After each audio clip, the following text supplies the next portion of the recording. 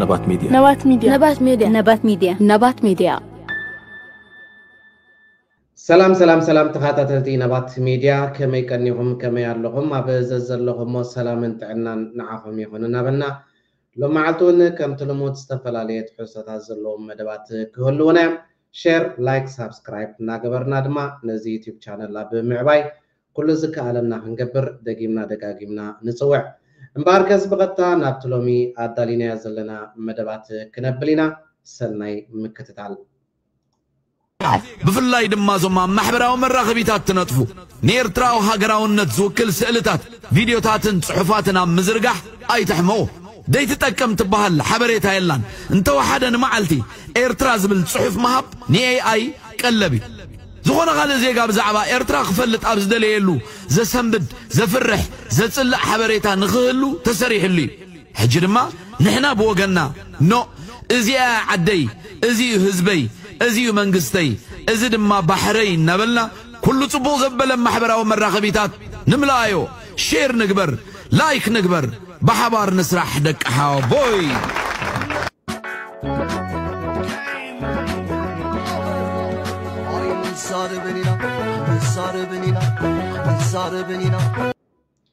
الرأي مرة تخاطرتي نبات ميديا كمزي كنسمعن كنكاتاتلون زصنحنايو بذكاء لنا متن كل جزء أبزي محبراو ميديا ننتب سبات ويدما كله أبدأ جزء إيرتراوي نفسه كف إيرتراوي استفل عليه محبراو ميديا تاتي تكمي أب نفسه كف زتقام محبراو ميديا ها بزعبا إيرتراز ملكت كله تصبغ نجر شرك بالخير الله نعدها تصبغ نجر بانديرا يكون كل تاريخه ونجرات أب محبراو ميديا أب نفسه كف تتقام له محبراو ميديا شرك تبل على كمالتي سلزي محبراو ميديا معرخ اندي حيال مخانو معرخ اندي صلواح مدلو معرخ اندي تعامل مخانو كلنا نعزبون نريان سلازلنا ابزهال لها هالو ايرتراوي كلها بزعبا ناي هاجركا تصبقوا ابز محبراو ميديا شير كم بال كتقطب كم زيبلكا وي دما كتسلكي كم زيبلكا نحنا دقيمنا دقاقيمنا كنحبر نفوتو بمغصال وين تخاطرتي نبات ميديا صمدو بتعمي بازيو صبغ نهري زغصل زلو اب ربع مرب دما حزبي ارتران تግራይን بحد حبيرو ويعلو نيرو ابز مص مدب ني اول سيعدون بوقعي كحبري قدميو ግን اقدمو زوص فيديو لو نابخم كنا بلينا حبيرنا نكاتاتلو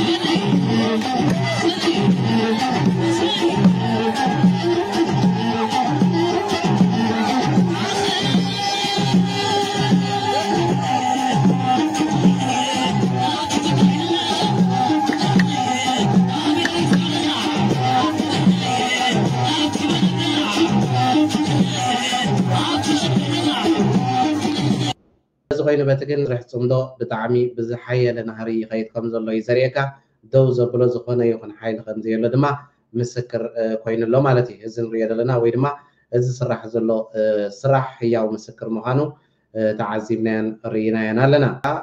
حبريتات وات جميل الله إذا حبريتات زدما بزعباتهم أب حرام ريت لنا نابلو اب مريت عفار زت اخو زلو عصبات ناي ابي احمد بشم تغار ويدما ناي تግራይ حيلتاتينا نابلو كرمت خياتو نعومون زغنا سغوم تخوصدلهم كم زلو بزح حبريتات كوص جميل له قال كابت زوص دل حبريتات دما بحصل زبل منقدي كنرينا سناي مكتتال بتوسخي سراو تግራይ نمفراس نموقع أدوات داقم نخنبعان نصرف زلو ناي بي كدمتي أب عفار زركو شفاتو تقالتينا بهالتي كبر السراوتنا يكون كبر حزبنا نمحلاو አላይ ዝበሃል ስጉምቲ ከምንወስድ ብጋኑ የፍልጥ ክብርን መጎስን ሰማዕታትና ትግራይ ትስዕር ስለዚ ከምዚ ክንሰምዓን ክንከታተሎን ዝፀንሕና ተኸታተልቲ ነባት ሚድያ ጎስጓሳት ተጀሚሩሎ ኣብ ልዕሊኦም ድማ ሓደ ዘየዳግም ተሪር ስጉምቲ ክውሰድ ምዃኑ ብዙሕ ሓበሬታታት ይወፅእ ኣሎ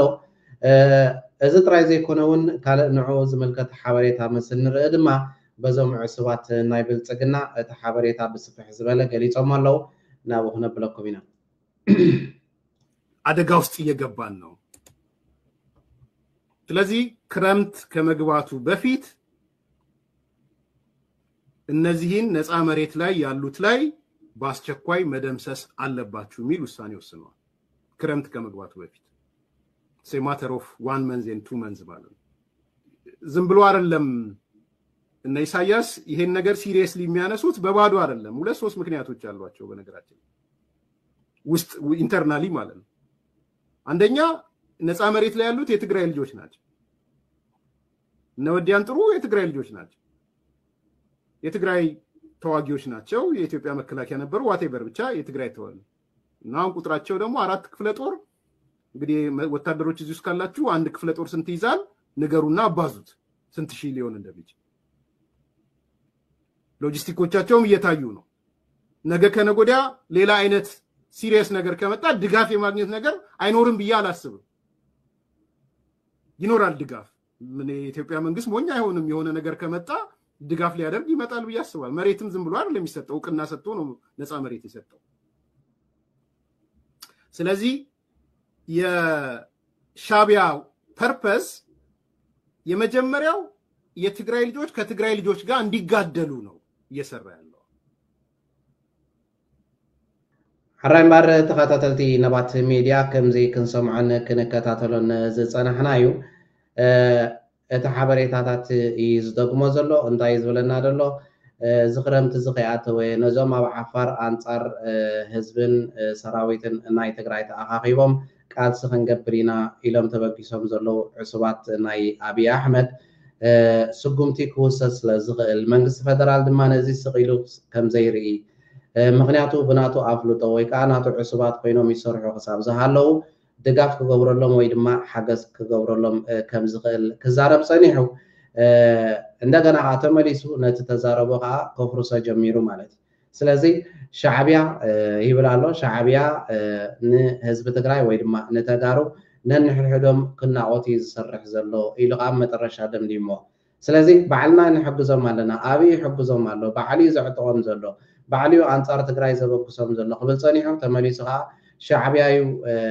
ነዚ ዝገብር ዘሎ ኢሉ ከዓ ይዛረብ ኣሎ ማለት ስለዚ ኣብ ሓደ ርእሲ ክልተ መልሓስ ዝበሃል ምስላ ናይዞም ከምዚኦም ዝኣመሰሉ ሰባት ምሰማዕካዩ ወፂኡ ክኸውን ዝኽእል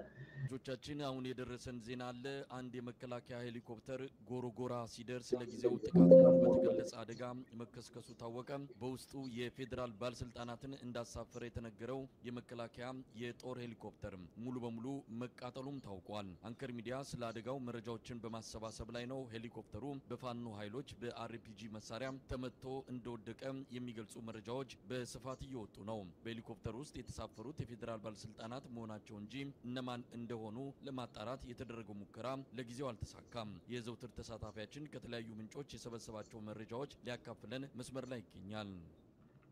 ከምዚ ከንሰምዓን ከነከታተሎን ዝጸናሕና ይተኻተልቲ ነባት ሚድያ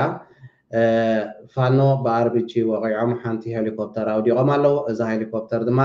ብዙሓት ላዕለወት ሰበስልጣን ናይ መንግስቲ ፌደራል ከም ዝርከብዎ እቲ ሓበሬታ ወፂ ዘሎ ብዝርዝር ግን እቲ ሓበሬታ በዓል መን ምዃኖም ኣይተፈለጠን ገለ ብጥርጠራታት ኣብታ ነፋሪት ወይ ድማ ኣብታ ሄሊኮፕተር ነይሮም ዝበሃሉ ዘለው ምስ ንርኢ ድማ እዞም ዝስዕብዮም ማለት እዩ ምክንያቱ ኣውፂኦሞም ስለ ዘለው ኣብዚ ማሕበራዊ ሚድያ ከምዚ ንሪኦም ዘለና ኣብታ ዝወደቐት ሄሊኮፕተር ነይሮም ክኾኑ ይኽእሉ እዮም ዝበሃሉ ዘለው በዓል ዝትሪእዎ ዘለኹም ኣገኙ ተሻገር ዝብሎ ወይ ድማ ተመስገን ጥሩነት ዝበሃሉ በዓል እዚኦም ዝርከብዎም እዮም ኣብታ ሄሊኮፕተር ነይሮም ዝበሃል ዘለው ዝርዝር ሓበሬታ ወይ ድማ ንጹር ሓበሬታ ግን ኣይተዘርግሐን ኣሎ ማለት እዩ ብሓፈሹ ተሓደጋ ኣጋጢሙ ከም ዘሎ ኣብታ ሄሊኮፕተር ድማ ላዕለዎት ኣመራርሓ ናይ ስርዓት ፌደራል ከም ዝነበሩ ተሓቢሩ ዘሎ እዚ ከዓ እንታይ ዘርእየካ ኣብ ዝሓለፈ ቀረባ መዓልታት እዚ ምሩቕ ፊልድ ማርሻል ናይ ሰራዊት ምክልኻል ናይ ኢትዮጵያ 900ታዊት ፋኖ ኣጥፊናዮም ኢና ኢሉ ኣብ ዝሓበረሉ ግዜ ብኣርቢጂ ገይሮም ነዛ ሄሊኮፕተር እዚኣ ወቂዖም ኣውዲቖም ኣለዉ ማለት እዩ ስለዚ ማዕረ ክንደይ ሓይሎም ከም ዘለዉ እዞም ናይ ክልል ኣምሓራ ፋኖ ዝበሃሉ መርኣያ ኮይኑ ተመዝጊቡሎ ማለት እዩ ናብቲ ዝቕፅል መደብ ምስ ንሓልፍ ተኸታተልቲ ነባት ሚድያ ኣብ ዝሓለፈ ግዜ እዚ ንብርጌድ ንሓመዱ ይመሪሕ እናበለ ኣብ ኣዲስ ኣበባ ሰባት ከፈራርሕ ዝብዕል ዘሎ ኪሮስ ኣስፋሃዚ ዕሱር ናይ ብልፅግና ገለ ካብቶም ኣብ ኣዲስ ኣበባ ዘፈራርሖም ዘለው ሰባት ድምፂ መሊኦሞ ነይሮም ነቲ ድምፂ ድማ ናብዚ ማሕበራዊ ሚድያ ሸሪሎም ኣለው ሓቢርና ንስማዕ እዮም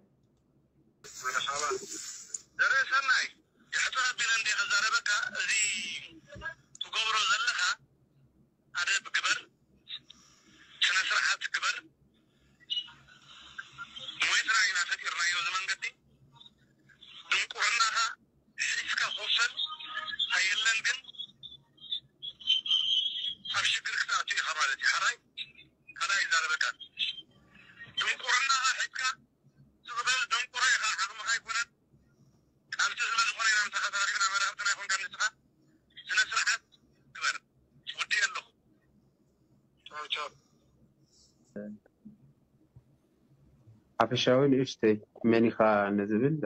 زرسنا يملس ولد ماريم بال أب زوا سنعفة عدي